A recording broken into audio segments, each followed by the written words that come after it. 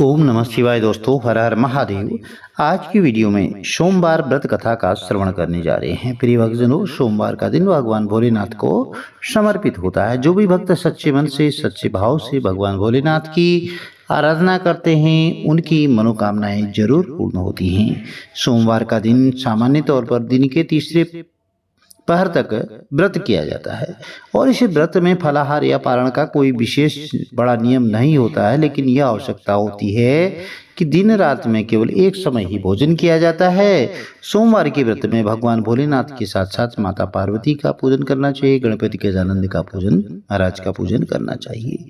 सोमवार के व्रत जो है तीन तरह के होते हैं। सामान्य सोमवार, सौम्य प्रदोष और 16 सोमवार। तो विधि विधान लगभग सब एक जैसा होता है और शिव पूजन के पश्चात कथा जरूर श्रवण करनी चाहिए।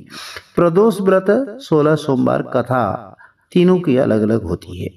तो आप जो है सोमवार का व्रत करना चाहते हैं, यदि आपकी कुंडली में चंद्रमा की स्थिति ठीक नहीं है तो आप जो है सोमवार का व्रत करें, आपको जरूर लाभ मिलेगा। सोमवार के व्रत करने से मनोवांछित फलों की प्राप्ति होती है। चलिए कथा आरंभ करते हैं। बोले गणपति गजानंद महाराज की जय, शंकर भगवान की जय, माता पार्वती मैया की जय। एक बहुत ही धनवान साहूकार था जिसके घर अन्न और धन किसी प्रकार की कभी कोई कमी नहीं थी, लेकिन उसको एक दुख सताता था। बड़ा परेशान रहता था कि उसके कोई पुत्र नहीं था। वह इसी चिंता में रात दिन लगा रहता था। वह पुत्र की कामना के लिए प्रत्येक सोमवार को भगवान भोलेनाथ का व्रत और पूजन किया करता था। सायंकाल को शिव मंदिर में जाकर के शिव जी के श्री विग्रह स्वरूप के सामने दीप प्रज्वलित किया करता था। उसके इस भक्तिभाव को देख करके एक समय माता पार्वती ने भगवान भोलेनाथ से कहा कि महाराज, यह साहूकार आपका अनन्य भक्त है और सदैव आपका व्रत श्रद्धा से करता है। इसकी मनोकामना तो आपको अवश्य पूर्ण करनी चाहिए। तो शिव जी ने कहा कि हे पार्वती, यह संसार कर्म क्षेत्र है। जैसे कि किसान खेत में जिस तरह का बीज बोता है, उसी तरह के वह फल काटता है, फसल उसको प्राप्त होती है। और इस संसार में ठीक ये कर्म क्षेत्र है, जैसा कर्म करते हैं वैसा ही फल भोगते हैं। यदि किसान खेत में करेले का बीज बोता है तो उसकी प्रवृत्ति कड़वी होती है, कड़वे फलों की प्राप्ति होती है। यदि वो इमली की फसल बोता है, इमली के बीज बोता है तो खट्टे फलों की प्राप्ति होती है। और यदि वह बेर के बीज बोता है तो उसको मीठे फलों की प्राप्ति होगी। ठीक उसी तरह से यह जैसे कर्म करेंगे यहाँ पर जो है उस व्यक्ति को वैसे ही कर्मों का फल प्राप्त होता है। तो माता पार्वती ने विशेष आग्रह से कहा कि हे महाराज, जब यह आपका अनन्य भक्त है और इसको अगर किसी प्रकार का दुख है, क्लेश है, तो उसको आपको अवश्य दूर करना चाहिए, क्योंकि आप सदैव अपने भक्तों पर दयालु रहते हैं और उनके दुखों को दूर करते हैं। तो यदि आप ऐसा नहीं करोगे तो मनुष्य आपकी सेवा और व्रत क्यों करेंगे। तो माता पार्वती जी के ऐसा आग्रह देख करके भगवान भोलेनाथ कहने लगे कि हे पार्वती, इसके कोई पुत्र नहीं है। इसी चिंता में यह अति दुखी रहता है और इसके भाग्य में पुत्र न होने पर भी मैं इसको पुत्र प्राप्ति का वरदान देता हूँ, लेकिन यह पुत्र केवल 12 वर्ष ही जीवित रहेगा और इसके पश्चात वह मृत्यु को प्राप्त हो जाएगा। इससे अधिक मैं और इसके लिए कुछ नहीं कर सकता। तो यह सब बातें साहूकार सुन रहा था। इससे उसको ना तो कुछ प्रसन्नता हुई और ना ही कुछ दुख हुआ। वह पहले जैसा ही शिवजी महाराज का व्रत और पूजन करता रहा। कुछ काल व्यतीत हो जाने पर साहूकार की स्त्री गर्भवती हुई। तो 10वें महीने में उसके गर्भ से अति सुंदर पुत्र की प्राप्ति हुई। तो साहूकार के घर में बहुत खुशी मनाई गई, परंतु साहूकार ने उसकी केवल 12 वर्ष की आयु जान करके कोई अधिक प्रसन्नता प्रकट नहीं की और न ही किसी को भेद बताया। तो जब वह बालक 11 वर्ष का हो गया तो उसकी बालक की माता ने उसके पिता से कहा कि अब जो है इसका विवाह आदि कर देना चाहिए। तो साहूकार कहने लगा कि मैं अभी इसका विवाह नहीं करूंगा, अपने पुत्र को मैं काशी जी पढ़ने के लिए भेजूंगा। और तो फिर साहूकार ने अपने साले यानी कि बालक के मामा को बुलाया, उसको बहुत सारा धन दे करके कहा कि तुम इस बालक को काशी जी पढ़ने के लिए ले जाओ और रास्ते में जिस किसी स्थान पर भी जाना, रुकना, वहां पर यज्ञ करते हुए जाना और ब्राह्मणों को भोजन कराते हुए आप जाना। तो वह दोनों मामा भांजे यज्ञ करते, ब्राह्मणों को भोजन कराते ऐसे ही जा रही थी।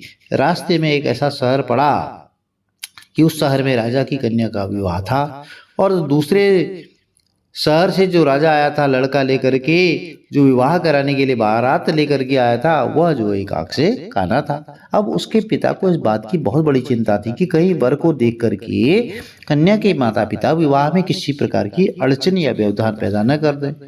तो इस कारण जब उसने अति सुंदर सेठ के लड़के को देखा तो मन में विचार किया कि क्यों न दरवाजे के समय इस लड़के से वर का काम चला लिया जाए। तो ऐसा विचार करके वर के पिता ने उस लड़के और मामा से बात की तो वे राजी हो गए, और फिर उस लड़के को वर के कपड़े पहना करके घोड़ी पर बड़ा चढ़ा दिया और दरवाजे पर ले गए, और सब कार्य प्रसन्नता पूर्वक हो गया।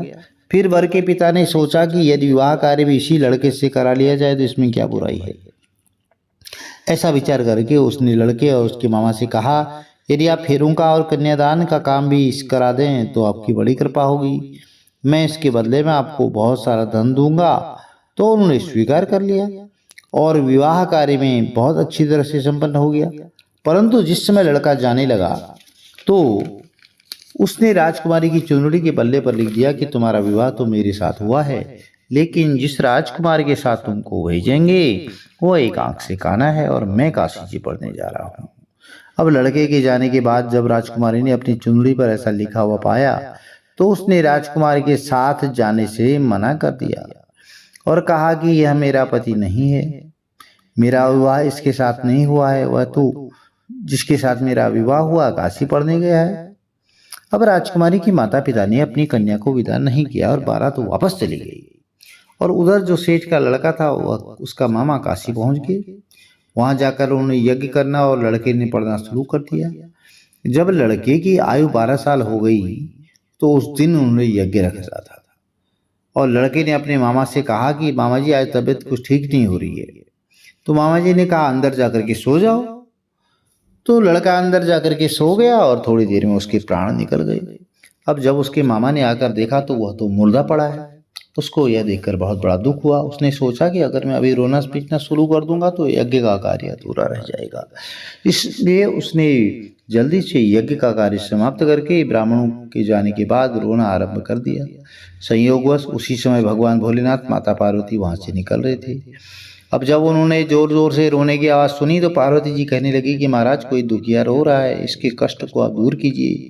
शिव पार्वती ने पास जा करके देखा तो वहाँ एक लड़का मुर्दा पड़ा था। पार्वती जी कहने लगी कि महाराज यह तो उसी सेठ का लड़का है जो आपके वरदान से हुआ था। तो शिव जी कहने लगे कि हे पार्वती, इसकी आयु इतनी ही थी सो यह भोग चुका। तब पार्वती जी ने कहा कि हे महाराज इस बालक को और आयु दो, नहीं तो इसके माता पिता तड़प तड़प कर मर जाएंगे। तो पार्वती जी के बार बार आग्रह करने पर तो शिव जी ने उसको जीवन वरदान दिया और शिव जी महाराज की कृपा से लड़का जीवित हो गया। शिव पार्वती कैलाश पर्वत चले गए। तो तब वह लड़का और मामा उसी प्रकार यज्ञ करते, ब्राह्मणों को भोजन कराते, अपने घर की ओर चल पड़े। तो रास्ते में उसी शहर में आए जहाँ उसका विवाह हुआ था। वहां पर आकर उन्होंने यज्ञ आरंभ कर दिया।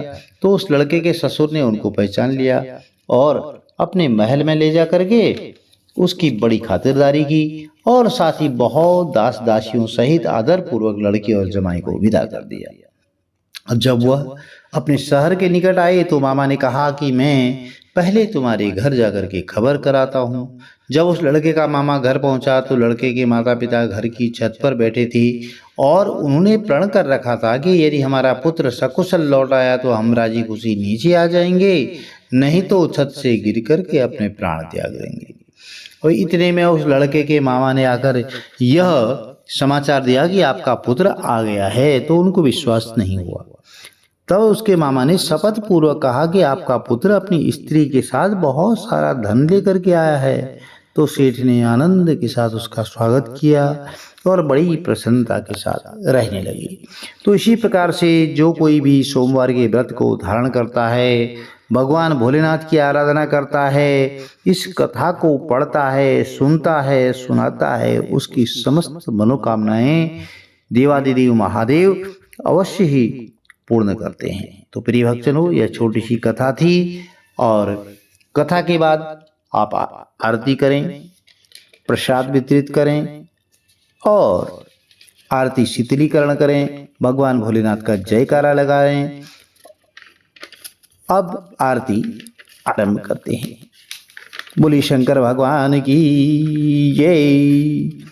ओम जय शिव ओमकारा, भोले हर शिव ओमकारा, ब्रह्मा विष्णु सदा शिव अर्धांगी धारा। ओम हर हर हर महादेव। एकानन चतुरानन पंचानन राज, भोले पंचानन राजे। हंसाजन गरुड़ासन, वृषवाहन साजे। ओम हर हर हर महादेव। दो भुज चार चतुर भुज, दस भुज अति सोहे। बोले दस भुज अति सोहे। तीनों रूप निरखता, त्रिगुण रूप निरखता, त्रिभुवन जन मोहे। ओम हर हर हर महादेव। अक्षमाला वनमाला, रुंडमाला धारी। बोले रुंडमाला धारी।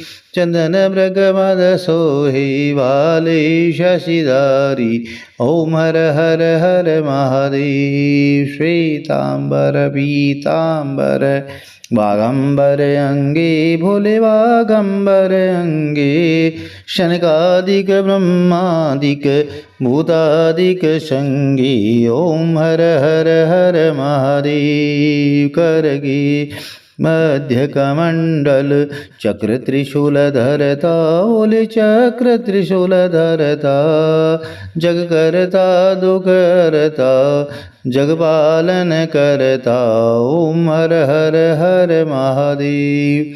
ब्रह्मा विष्णु सदा शिव, जानत अविवेका। बोले जानत अविवेका। प्रणवाक्षर के मध्य, तीनों एका। ओम हर हर हर महादेव। त्रिगुण स्वामी जी की आरती, जो कोई नर गावे। बोले प्रेम सहित गावे। कत शिवानंद स्वामी, मन भजत हरि हर स्वामी, मनवांचित फल पावे। ओम हर हर हर महादेव। ओम जय शिव ओमकारा, बोले हर शिव ओमकारा। ब्रह्मा विष्णु सदा शिव, ब्रह्मा विष्णु सदा शिव अर्धांगी धारा। ओम हर हर हर महादेव। बोली गणपति गजानन महाराज की जय। शंकर भगवान की जय। माता पार्वती मैया की जय। प्रिय भक्तों, यह छोटी सी कथा आपको अच्छी लगी तो चैनल को लाइक कीजिए, शेयर कीजिए, सब्सक्राइब कीजिए। साथ में बेल आइकन अवश्य प्रेस कर दीजिए, जिससे कि आने वाली जो वीडियोज हैं उनकी नोटिफिकेशंस आपको ठीक समय पर मिल सके। भगवान भोलेनाथ का आशीर्वाद आपके परिवार में, कुटुंब में सदैव बना रहे। हर हर महादेव। जय माता दी।